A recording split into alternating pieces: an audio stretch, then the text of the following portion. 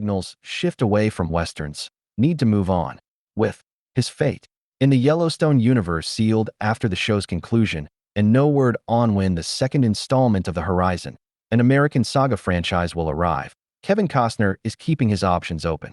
In a Radio Times interview about his 8-part documentary, Kevin Costner's The West, the 70-year-old actor, writer, and director discussed his goals at this stage in his career and his desire to move on from certain projects.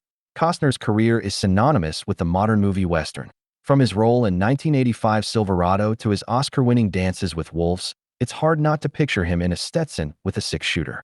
However, when the first part of Horizon, an American Saga, premiered in theaters this past year, it did not attract much of an audience. As a result, its sequel was removed from the release calendar. Over the past several months, film festivals have screened the movie, and critics have been less than impressed, noting its over 3-hour runtime.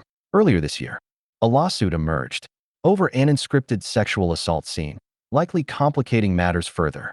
Apparently, this has caused Costner to reconsider his next career move, with a catch, of course. "I'm willing to do anything where I feel like what I'm doing is for myself," Costner said.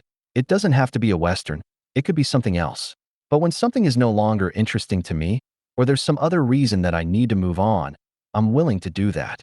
Of course, Costner's career extends beyond Westerns. His roles in Bull Durham and Field of Dreams keep him linked to baseball. He also delivered notable performances in No Way Out and The Untouchables.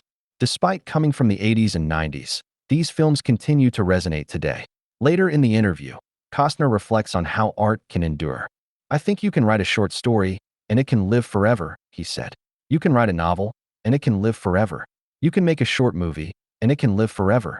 It's about how you're telling it. It's about if other people are going to be able to relate to it and move to it. That's why there are certain books that continue to live with us, that we pass on to our children."